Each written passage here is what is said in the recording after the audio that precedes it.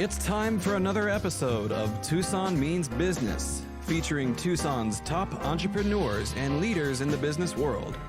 And now your host, Mark Bishop. Well, here we are at the very, very first, the inaugural, as they say, of the Arizona Film Expo at the TCC on the very first day of what promises to be an exciting event, hoping to really bring back the industry to Tucson like it used to be in the 50s and 60s when the Duke loved it here and a lot of other superstars as well. And it does good for Tucson, it does good for the industry. We've got a lot of talent in this city and we need a chance to be able to promote it.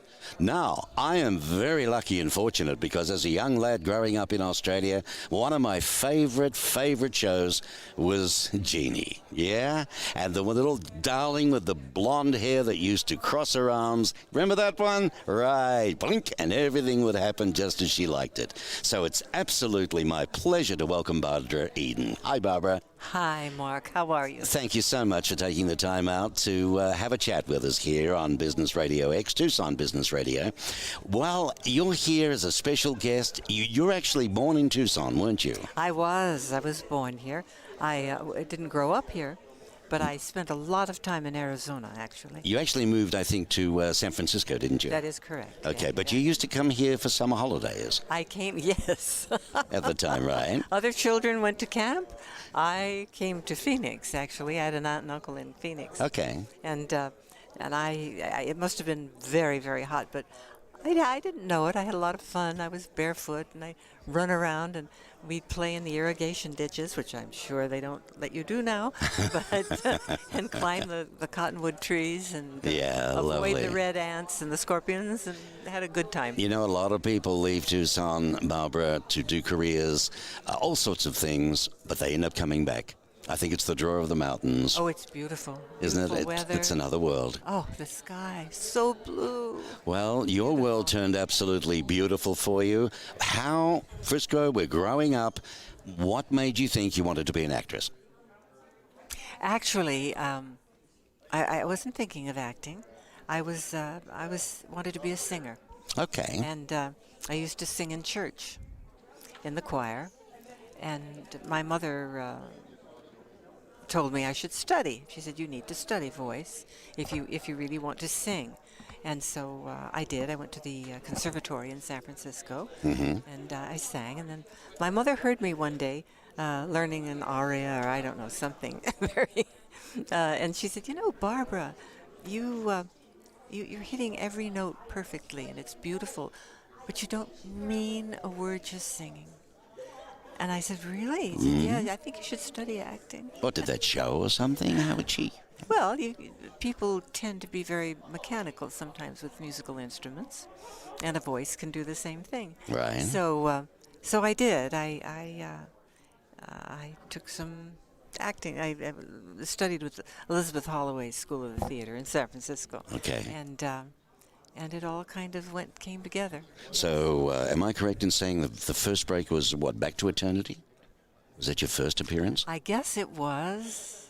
Okay, and I think then the next break came with, which was a big one for you, How to Marry a Millionaire, right? The TV show. That was great, too. Well, the big break, actually, was the fact that I did a play at the Laguna Playhouse, and they came to see the man working with me in the play, not me, but they asked me to come to Fox, and they tested me and put me under contract. Consequently, Fox was who produced How to Marry a Millionaire. Okay. And that's how I got to that. Well, I Love Lucy, which happened to be my mother's favorite. Absolutely love Lucy. Now you appeared in that as well. Tell me what that was like working with her and Desi Arnaz. She was wonderful. She couldn't have been better. Everything I did, she watched. The dress I wore, she made it prettier for me herself. Really? And so she was a good soul. For me, she was. Right. And she wanted to sign me to a contract. But I was, unfortunately, at that time, I hadn't heard about if Fox was going to pick me up or not, but they did call right when I was in that show with her, and I had to tell her that they had I've got to leave you, honey. their option. They took out their option. Took out their option. Yeah. So you're excited again. Yeah. Well, you had a dream run. Now, you did do a lot of other roles, didn't you? Like, the TV series. We get them all in Australia. We grew up on all-American television. Gunsmoke, Route 66, if I remember. Oh, my. Yes. Perry Mason was another one of my favorites. And you did a pilot show. Now, all of a sudden, the scales tipped a little bit here. And I'm interested to find out perhaps why, because you're a talent. It wouldn't have been that. But the Barbara Eden Show. Now, what was wrong with that, do you think, from the horse's mouth? Tell me, not the jockey. Why didn't that show go? I don't even remember it. I'm sorry. It made a big impression on you. You skipped over all the movies I did at Fox and Universal Columbia. Well, let's talk about those. Share some of those movies with me that you did with Fox and Columbia. Oh, dear. Well, at Fox, of course, I did with Elvis Presley, which was a wonderful Western. I keep thinking The Broken Arrow, and it's not. That was my ex-husband's part. Here I am in Cochise territory, and I was married to Cochise. Did you ever see Broken Arrow? Yes, I did. Yes, I did. Michael Ansara. Yes. Wonderful. Nice actor. Wonderful. Yeah. Wonderful, and a wonderful husband. He really was. Yes, that's right. You married him, didn't you? The father of my son. Yes. All right. Yes. And what is your son doing now? Seeing we've gone down that track. I lost him. I'm sorry to hear that. Is that generic public knowledge? That is Yes. well known? Yes, it is. Okay. All right. Yes. What was another good movie that you're very proud of that you did? I loved the two movies I did with George Pal at MGM. Fox loaned me to MGM for the Wonderful World of the Brothers Grimm. That was the first one. Okay, yeah. The first time I ever went to Germany and Europe. I'd never been there. And the second one was the Seven Faces of Dr. Lao with Tony Randall. All right, yes. Yeah, Tony Randall. I loved that part. That was a wonderful part. All right. So, movies, you're on your way. What led to I Dream of Jeannie then? What do you think, why did they think you'd be good for that? Isn't that interesting? I wonder myself.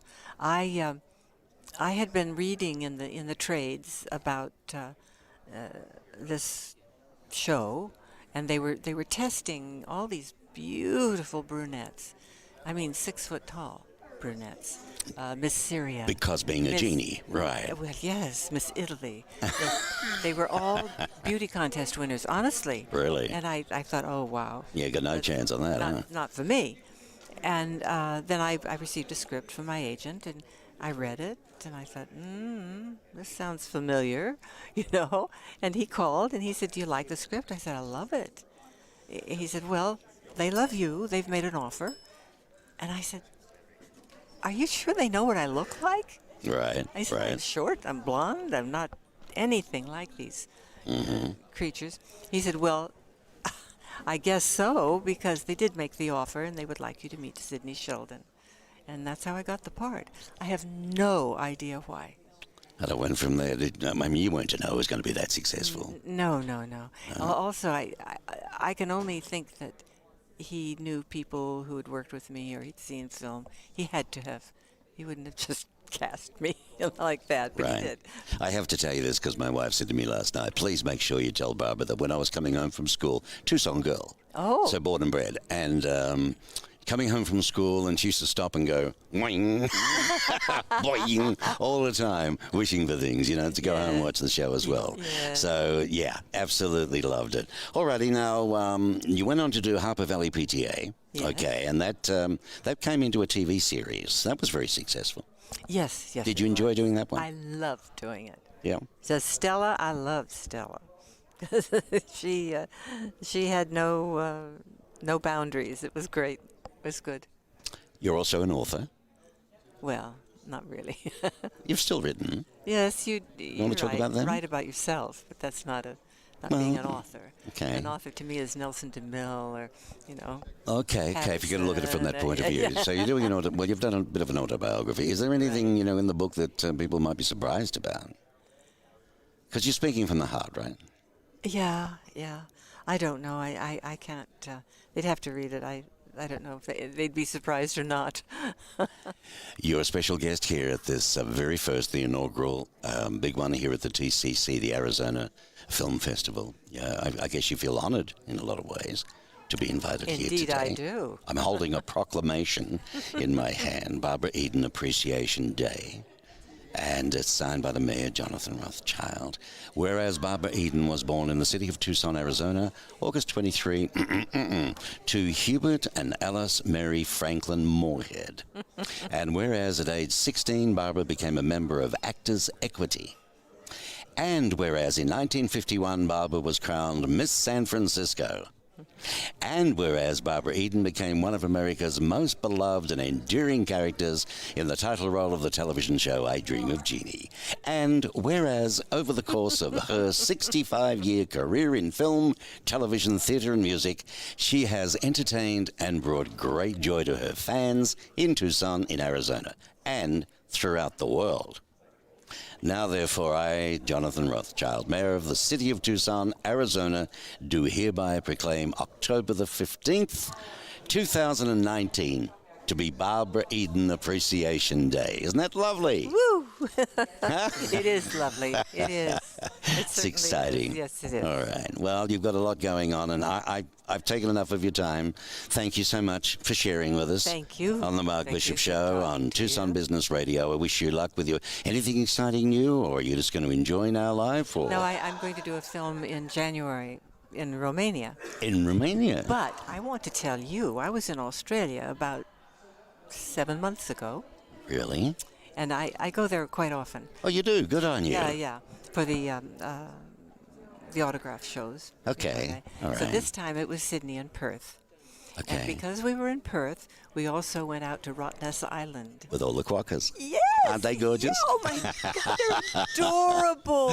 Yeah. People think they're kangaroos or little baby joeys, but they're not. You know, they're very separate again, you know, for what they are. They're so sweet. Yeah. Come over and nuzzle you, you know, Yeah. for a leaf. Well, if you've been quite a few times down under then, you would have cuddled koala bears. Oh, yes. And you would have also been feeding the roos. Yes. You would have done all the things, Yes, right? I did. Yeah, it's a lovely country, isn't it? Wonderful. I'm from Melbourne's my hometown. Melbourne. Oh, you went to Yes, Melbourne then, because Melbourne and Sydney always had a bit of competitive. Yeah. But Sydney's the harbour. Sydney has the beautiful harbour and the walk. I bet you didn't walk the bridge, huh? No. Never will. That's a game thing to do, I tell Never you. will. It's No. a beautiful view overlooking the harbour and Sydney Harbour, the Opera House. Okay, I can see that in an airplane. I don't You don't need to go on the down bridge to do That that. is scary. Oh, my goodness, that's frightening. Oh, yeah. So that's great. And now, so you've now done Sydney, Melbourne, and Perth. Brisbane. And you've done Brisbane. Notice you didn't say Gold Brisbane. Very good. Gold Coast, right? Gold Coast. Oh, you've done it all. Adelaide. The city of churches. And did you go to the wineries at all? Yes. Up in the Barossa Valley? Yes. Oh, very good. Yes. Wow, you could be a tourist guide for Australia. Well, that's over many years. Yeah, many different times. Yes. And the Australians love you, so they always accepted you very well, I bet. Oh, they're lovely. Very warm and friendly Wonderful. people. They're good. Wonderful. All right. That's wonderful. I'm so glad you've been down under. I talk to so many Americans. I've lived here over 16 years. So many want to go. It's on their bucket list, but they think it's too far. But no. Oh, but the flight's so comfortable. Sleep at night, You all just night sleep. long. You You're there. wake up and you're there. And you're there. There it Yeah. goes. Well, thank you, Barbara Eden. It's been an absolute pleasure. Thank I wish you. you luck and wonderful. Can you anything about the movie you want to whisper? What's it called, the What new is one? it? I don't know what it's called. It's Okay. a Christmas movie. Oh, it's a Christmas movie. I do know that. I haven't seen the script yet. Oh, so you're shooting next year? Yeah. Okay. Yeah. In Yeah. Romania? Yeah. All righty. That'll be Yeah. interesting. I did one for the same production company there at Universal called The Adventures of Santa. I did that last October, I guess, a year ago, yeah. But it's going to be released this year. Fabulous. Good. All the very best with that. Always I'll make a cold. point of going really to see it. cold doing those movies. Well, stay rugged up, all right? Thank you. Lovely. Thank you, Barbara Eden. My special guest here, first of many today, but very special guest of the Arizona Film Expo, the inaugural Film Expo here at the TCC in Tucson, Arizona.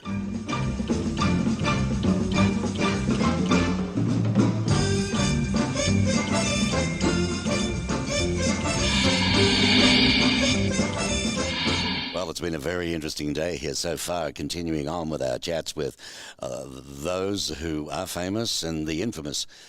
We heard from the lovely Barbara Eden, and now we're going to speak to a fellow, you may remember his name, maybe not, but he was a pretty, well, he is a famous actor, really, particularly with Westerns, but he didn't start off that way. His name is Gary Clarke. Hello, Gary. Hiya. How you doing, Mark? It's nice to have you. Now, you're a downtown L.A. born and bred. Yes, that's right. Early career, really, you were in high school plays, right? Yeah, I did that, and everybody does a senior play in high school. Yeah. And I did mine, and fortunately or unfortunately, whatever, I was the lead, the female lead. Her mother drug along to see the senior play, a gentleman by the name of Doc Bishop, and I found out later that he was a talent scout for 20th Century Fox. He came up to me after the show, and he said, Gary, I counted all the scenes that you stole, and I want to see you out at the studio. And my reaction was, yeah, sure, okay. And he gave me his card. The female lead's mom was giving me signals from the back. Yes, it's true. And I found out that this guy who discovered Shirley Temple. So he said, I'd like to see you at the studio. And I said, well, it's going to take me about 15 minutes to change. How was that? He said, no, we can do it next week.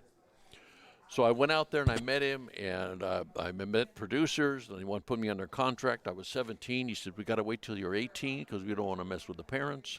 I said, okay. He says, no, don't get arrested, don't get married, don't join the army, don't just, okay. Sure, absolutely. I got married. Right. So I called him. He wanted me to call him on my birthday, but I didn't. I called him not in August, in November. And I said, hi, Doc. He says, hi, Gary, how you doing? I said, okay. He said, weren't you 18 in August? I said, yeah. Why didn't you call? Well, he says, I understand you got married. I said, yes, I did. Click, bzzz. I thought we were disconnected. I called back. The secretary answered and says, Gary, don't call here anymore. Doc only allows people to disappoint him once. And she hung up, and that was it. And I figured, oh, my God, killed before I even get started. Good Lord. Wow, what a story that is. Now, what about from there on? That same scout, he was the one that discovered Shirley Temple, wasn't he? Right, yes. Okay, so what happened after all of that then? What did you do? What was the next big job? Well, I did all kinds of little theater work around town. An agent saw me, signed me, and there was this movie, this teenage movie that they were doing. They're going to do the whole thing for $100,000, something like that. Right. And they were making hundreds of them. So I was working in a machine shop at the time because that's what I was doing, and I auditioned every day for 5 days. And my hair was brown. And they were looking. They thought, that's not them, though. No, he's just rolling in a truck. There we go. Okay. So the director was saying, well, maybe the lead should have blonde hair because he's a good guy, and we want him. Everybody, it was that. I'm not kidding. That was the way they looked at it. But me, I went home. My mother was working at a beauty shop. 3 o'clock in the morning, one of the people that worked with her was bleaching my hair. So I went in the next day, and I had blonde hair, and I think that's the reason I got the job. My first professional job was a lead in a movie called Drag Strip Riot. Drag Strip Riot. By gee, that brings back a few memories, huh? Oh, yeah. Now, okay. Now, we're here at the film festival. This is the inaugural Arizona Film Festival. All sorts of things going on. You came today to do what? What does an actor do with your experience? Do you live in Tucson?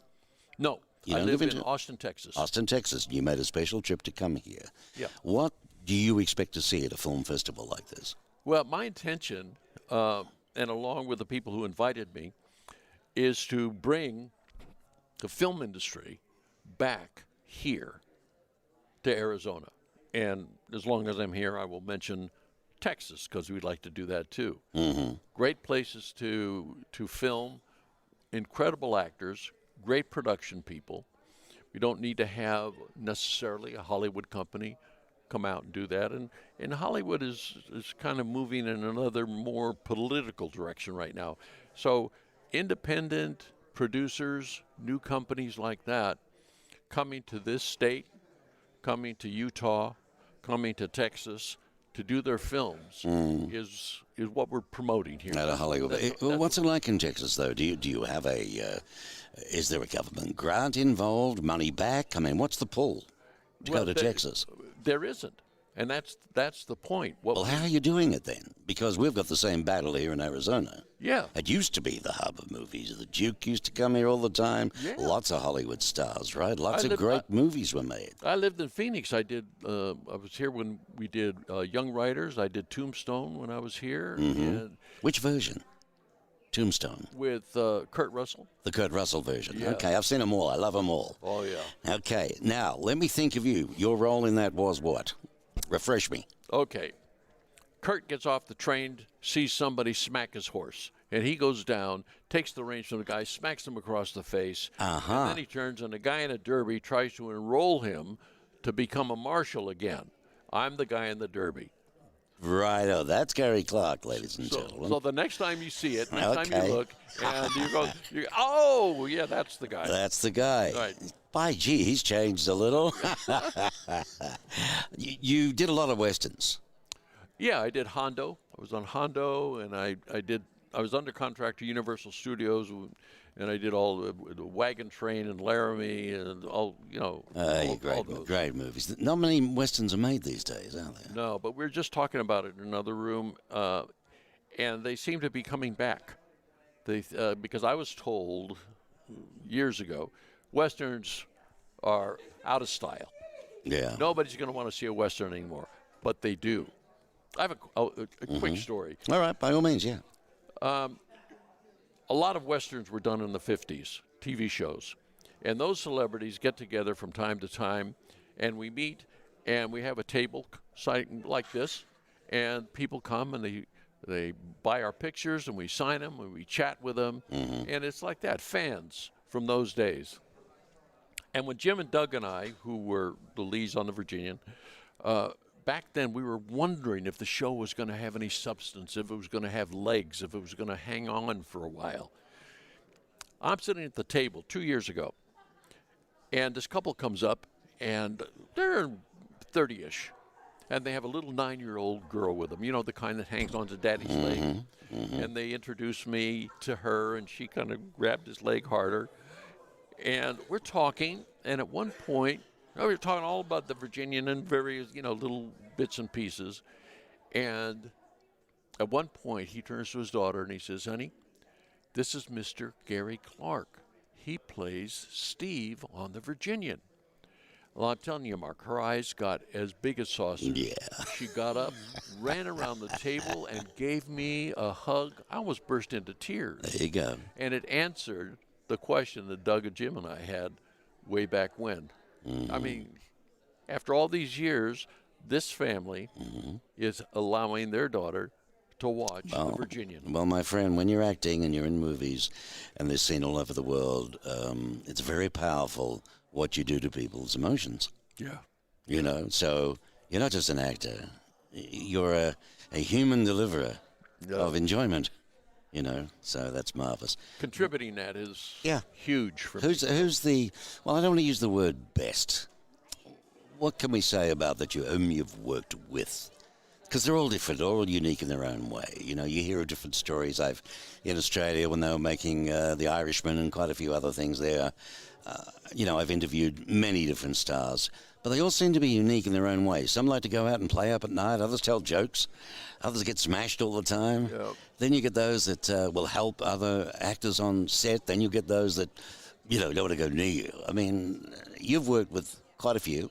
Is there anybody that stands out that was... Oh, absolutely. I've no problem. I worked with Lee J. Cobb. Okay. He was the patriarch on the show. Mm-hmm. Now, for the first couple of months, I remember him. Lee J. Cobb. Big jaw, yeah. Yeah, and a powerful actor. Brilliant actor. Tony's Death of a Salesman on Broadway. Right. And here he is. I'm working with him every day, and I'm in awe of the man, so much so that I can't say 3 words to him. Right. So after 3 months, I tell Jim and Doug, listen, I can't do this anymore. I got to talk to Lee. Maybe he can tell me something that will help. So at least I can have some semblance of intelligence when I talk to him. So they said, okay. We drive out to location. I'm in the back seat of the limousine. On the left, Doug is in the middle. Lee's on the other side. When we get there, Jim and Doug and the driver get out, and I'm sitting there with Lee Cobb. And I'm sweating. I'm terrified. And he lights up his, I don't know if they told him or not, but he lights up his cigar. He loves Cuban cigars.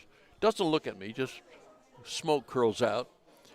And I finally said, Lee, listen, we're working together. I think it's incredible that I have this opportunity to work with you. But I find that, excuse me, when I'm around you, I can't put 3 words together. I can't make a sentence that makes any sense. Yeah, like I'm in awe of you, man. I mean. So, exactly. I said, yeah, I am. I'm in awe of you. And I thought maybe you might have something that you could say to me that would help me handle it, you know? Mm-hmm. Nothing. Another minute goes by. It seemed like an hour. Maybe it was 2 or 3 minutes. And he smokes. A curl of smoke goes out of his mouth. And I figured this is really going to be profound when he finally tells me. But he doesn't say anything. He's just looking out, smoking. And maybe he didn't hear me. I said, so Lee, I don't want to intrude, but I figure we're going to be working together for a couple of years, maybe. That would be wonderful if we could do that, but I don't want to have to put up with not being able to talk to you. So I was hoping that there might be something. So yeah, break the ice with me. Help me do. Yeah, what can you tell me? Nothing. So I really got ticked off, and I finally said, well, excuse me, all to hell. Just excuse me, I'm sorry I intruded on your space, and you know where you can stick that cigar. To Lee J. Cobb.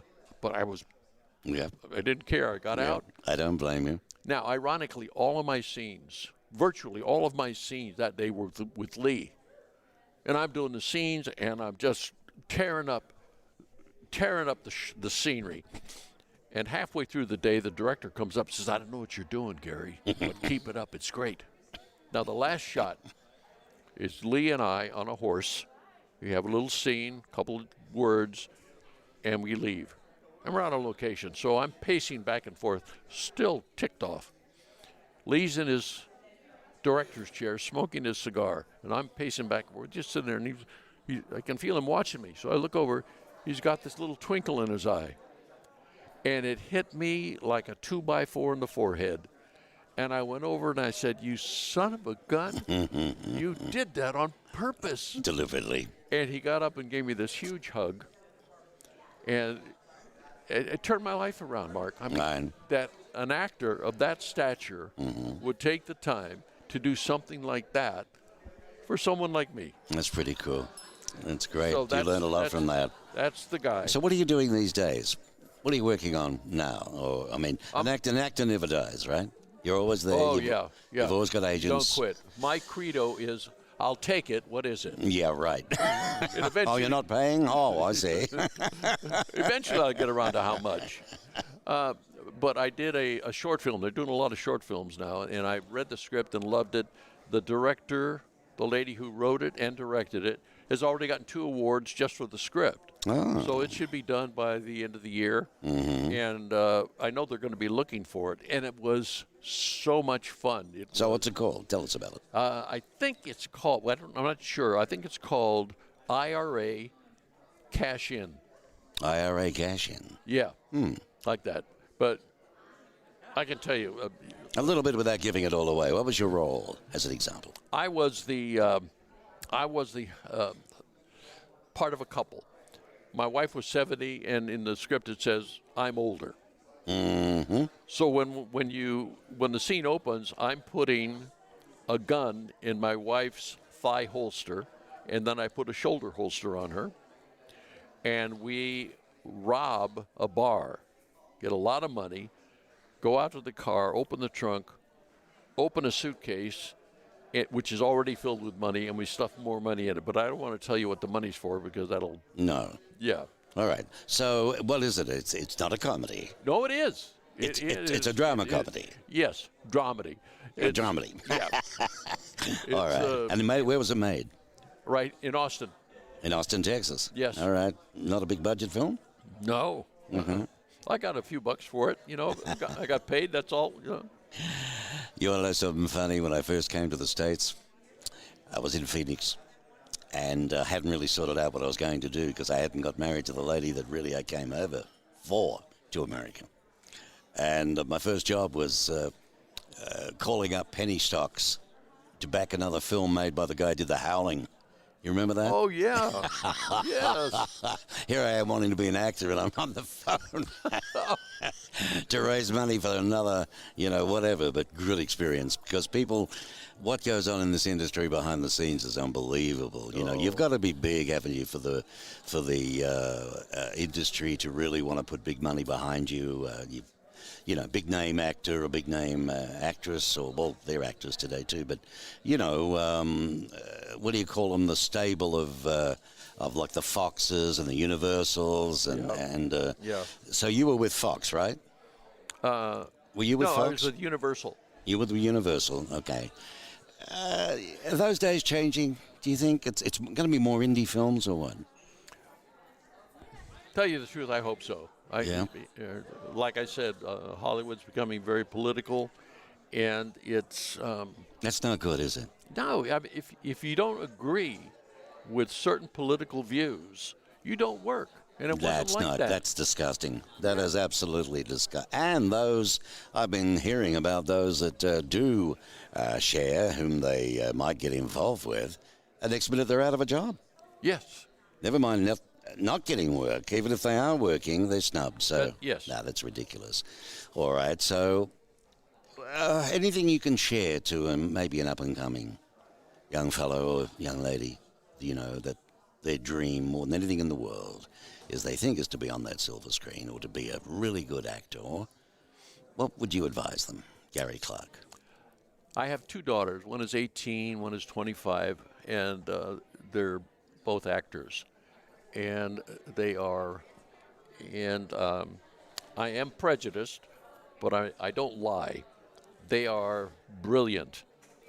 And my conversations with them all the time is don't try to pretend or do it the way you think they might want you to do it, or the way you think Marlon Brando or Meryl Streep would do it.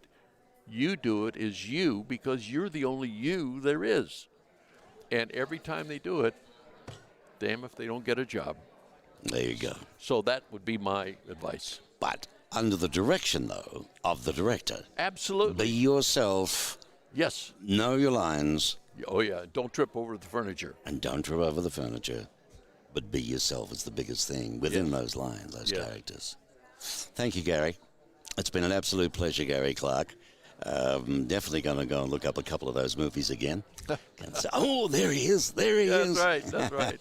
Thank you. We were lucky to have him on the Mark Bishop Show on Tucson Business Radio. This could end up anywhere around the world, so you never know. But thanks for coming to help out Tucson in reference to, our inaugural film festival, because we really need to get those dollars back into this city. Yes. That's good for everybody. Anything I can do, I will do it. If they want me to come back, I will. Fantastic. Thank you, Gary. Thank you, Mark. It's been a pleasure. Yes. Goodbye.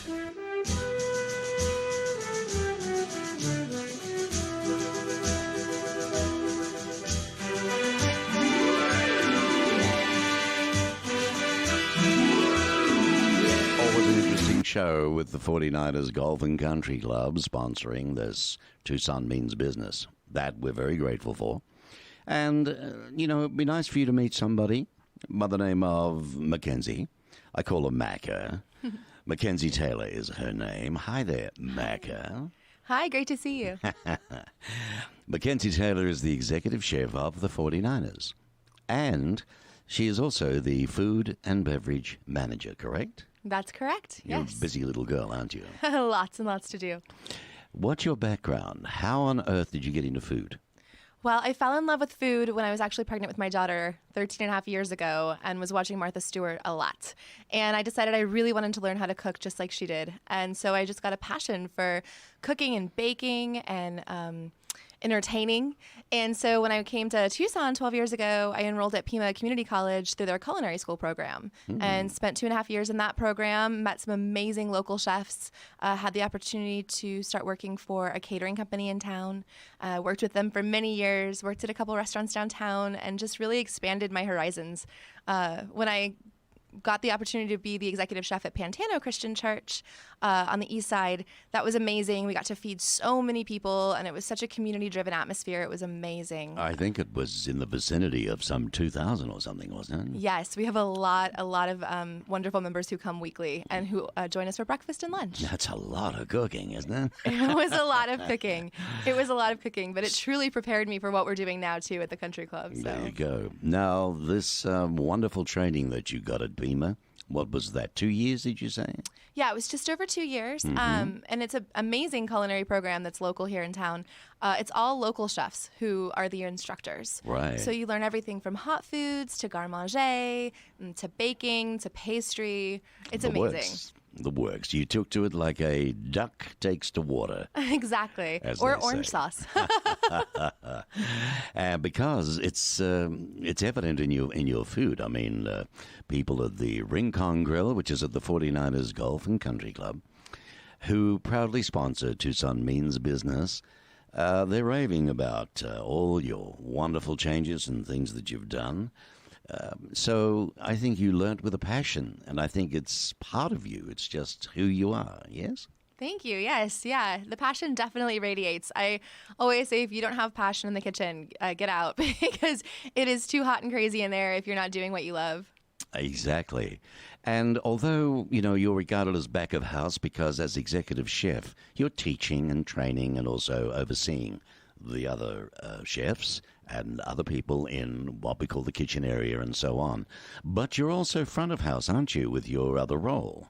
Yes. So I've had such an interest in banquets and people. I love people. I always say they can't keep me back in the kitchen. I've got to come out to the floor, see the dining room, talk to people, touch tables, just check on everything. I really want to make sure that the quality of the service and the food that you're getting when you come into the 49er Country Club is just overall 100%. It's really been amazing to be able to work with the front of house team, which I call the hospitality team. So our hospitality team and our culinary team really have the same direction, the same vision for where we're going. And I think that's really exciting to see. It is. And you are leading the fray. There's no doubt about that. And when we talk about, there's fine dining and then there's just, finger foods, right? And just bar foods. It's interesting that the Rincon Grill is neither. Right. But it's all. It's everything. Exactly. We want you to have amazing bar food. We want you to have a nice cold beer after a hot game of golf out there and feel comfortable ordering soft pretzels and wings. But we also want to really give you a variety on our dinner menu as well of, beautiful mahi-mahi and salmon and chicken piccata. And of course, it wouldn't be a country club without a perfect club sandwich. So we definitely have those offerings as well. Mackenzie Taylor, executive chef extraordinaire of the Rincon Grill. When you do go there, ask for her. She'd love to meet you. We'll talk more with her later on.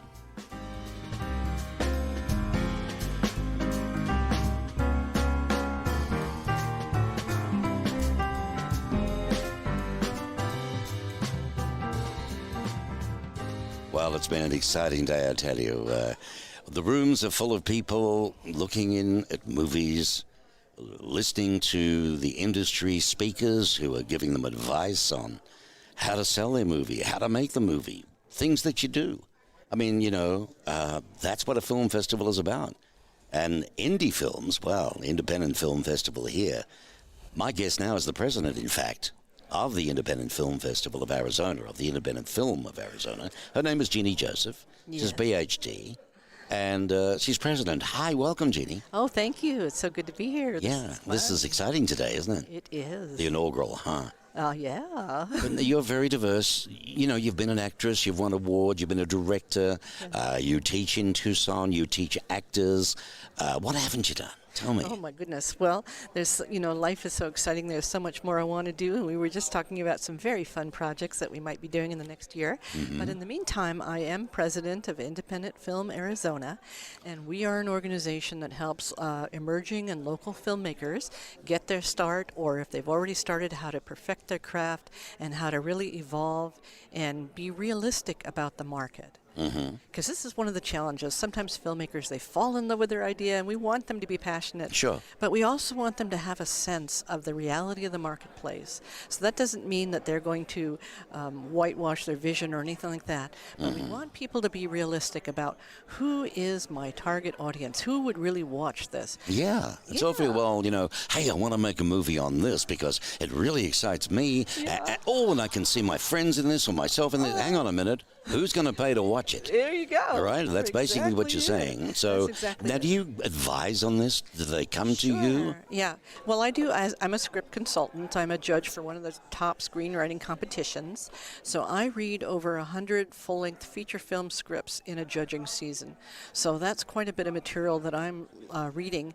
And what I've been able to do is see really what it is what are the weaknesses structurally in terms of a story or in terms of character, in terms of plot, and so on. So I help writers, aspiring writers, take their ideas and really polish them. I was going to say, so you really go into it with them then. Oh, I do. You could save literally thousands of dollars. Oh, billions of dollars. Billions. Over the years, you must have seen, has anybody gone on to be anything we should know about? Like a Spielberg or somebody? Well, I have launched some people. One of these things people don't always like to say, the little projects they started with, but I have seen people that I've worked with go all the way to the top in Hollywood, and that's always fun and exciting to be a part of launching people's careers. So. Yeah, I guess it would be because, I guess they're like your babies to a degree, aren't they? They started with you, learned, and then you watch them go on. Do they ever come back, One girl I started, she was a what's called a PA. That's the lowest realm on the film production production assistant. And I just said to her, why don't you do the slate today? That's the clapboard, right? And she just had a certain magic. And when we were watching dailies, the whole room, all the big shots in the room, and we saw this girl come up, and all she did was do the slate, and you could tell she was going to be a star. And from that moment on, she changed her career. She went to Hollywood, became an actress, and the rest is history. So, it's really fun to kind of see. I think I have an eye for talent. So I've cast over probably 1,000 people in features, in commercials, in short films, and so on. So I think I do have a good eye for talent, and it's always fun to take someone who doesn't see themselves maybe as the way you see them and show them a bigger and better vision of themselves. I can remember when I was a kid with the school plays and everything else, I really wanted to be an actor more than anything in the world. I wanted to go to Hollywood and get on that silver screen no matter what. But I knew I was no Rock Hudson, and I certainly wasn't going to be his height. And although I'm not that small, but the reality is, I never saw myself as a romantic leading man. But you know what? There's tons of other roles, isn't there? There's what they call character actors and all sorts of people, no matter what. All those leading men, they want to play character actors. They want to play. Is it real? Do they really? Yeah, because they don't want. They get tired of being typecast as Mr. Perfect. Right? Okay. So they want to be the bad guy, or they want to be the psycho, or they want to be the bag lady, or whatever it is. Well, I used to, when I was working in the media in Australia for many, many years, we covered lots of movies being made. And I'd be on the set often. And I tell you what, when you see how hard these actors work, and in all conditions, all weathers, one tends to think, I may have gotten down the right path after all. That's right. 3 hours in makeup, getting up at 3 a.m. Oh, well, how do they get on today, Jeannie, making up these horror movies, and God knows what the makeup must take. Hours to do. It does, yes. You've got to be so patient sitting in that chair. Can you imagine every day sitting in that chair 3-4 hours for those? Unbelievable. And then you've got to work in it. Yep. And you got to be charming and remember your lines. You have a personal life as well. I know you're very busy with this life, but you got a little doggy I noticed before. Yeah, beautiful. She's right here, sleeping in her bed right next to me. Yeah, God love her. What's her name? Sophia. Sophia. You love animals? I do love animals. So much so that I think you're starting up something rather exciting called Animal Consciousness Institute. Yes. Wow. Yeah, it's Can you exciting. share a little about that? Oh, I'd love to. So basically, what we're interested in doing is helping people see animals in a new way. First of all, starting with the premise that we're all animals. Okay, I'm an animal, you're an animal, and they're animals. And what that does, that's a state of mind. Instead of thinking that humans are some superior species, we are a species just like they're a species, and maybe they have a kind of intelligence that we haven't even begun to consider. Right. Like if a dog were to look at our noses, a dog would conclude that we were morons because we can't smell anything. Yeah. Right? Yeah. And so, it's very important that we understand that animals have a kind of intelligence that we've maybe underestimated and that we've used the wrong approaches in trying to understand it. So from there, we look at also, do animals have thoughts? Do they have feelings? Do they have emotions? I often wonder whether my dog understands me truly. That's right. You know, he welcomes me when I come home and he barks and everything. And I think he's trying to say something. I say to him, did you have a nice day? What did you do today? That's and right. woof, woof, woof, back again. Yeah. And I'm really wondering if he's really talking to me. He is. He is? He is absolutely talking to you. His The name is question is, Dixon. can you understand? No, I can't, and it frustrates the hell out of me. Exactly. So for animal lovers out there, so what are you going to be covering? You're going to be doing a show, I believe, on animal consciousness through the Institute. You're going to have all sorts of guests. Give us an idea and a bit of a rundown who you're likely to have. Well, we'd like to have some of the experts. It's a beautiful scientific revolution that's going on right now in the field of animal cognition, in animal intelligence, and exploring the inner lives of animals. So there's lots of science out there that supports what you and I know intuitively, which is that animals have emotions, they have thoughts, they have feelings, they have fears, they have desires, they have intentions. Do you know what I mean? And so now the science is catching up to what those of us who've been owning pets have known all along. Right. Which is they have a heart, they have a soul, they have a mind, and they have desires that they'd like to communicate. Well, you know, I was speaking to a lady once I interviewed with a pet, a specialist, a vet that actually did unique work on animals. And she said to me, not only do they have a soul, but they're there for you when you pass over. Yes. Isn't that lovely? Yes, to it think is. that your little doggy, you know, or your little pussycat, whatever, Yes. the ones you love, just like your children, are Yes. going to be there for you. Yes. That's absolutely amazing. Yes. If one was to ask you, your animal consciousness business that you're going to be doing as a not-for-profit and all the wonderful information and storage you're going to be giving people, how is that going to rate with all this lovely film work that you do and have done? And Well, we're you hoping know. someday that this will be a TV program so that people will get the message, because I think it's so important. Animals have a way of opening the heart in a way that nothing else does. You might say that love of animals reaches across the aisle in terms of politics. You know what I mean? That someone that you maybe wouldn't agree with on their position on this, that, or the other, but Right. we can agree that they love their dog, I love my dog. Right. And that can bring us together in a way that nothing else can. And we're at a point in this country where we need that. We need to be able to find what unifies us rather than what divides us. Oh, totally. Well, that sounds absolutely fantastic, and hopefully down the track, you'll, when you get closer to launching, the Animal Consciousness Institute, you'll come back and talk to us a lot more in depth about it, and it'll be great. That's look forward absolutely to it. fabulous. Jeannie Joseph is the president of the Independent Film Arizona, and you heard before, right behind us here, that we're shooting something on the set, standby and all that jazz. So we're really in the middle of it all in the atmosphere. Anything coming up, before you go, Jeannie, anything coming up that's being made in Tucson or nearby as an independent film soon? Yes, well, we've got several projects in production, and we want to just tell people they can get involved. They can come to our free educational meetings, which happen once a month, and that if you'd like to know more about that, you can go to Independent Film Arizona Forum on Facebook, and that's where we announce where we have upcoming projects, people looking for actors, people looking for crew, as well as our monthly educational meetings, which are free. Fabulous. All right. I might even volunteer, for crew, taking the coffees out or something, because it's fun being on a film set. It sure is. It really is, and I'd like to do that again, so that could be good. All righty, well, listen, thank you for your time. We know you're very busy. My guest on the Mark Bishop Show here on Tucson Business Radio X was Jeannie Joseph, who is the president right here in Tucson of the Independent Film Arizona. Thank you, Jeannie. Thank you, Mark.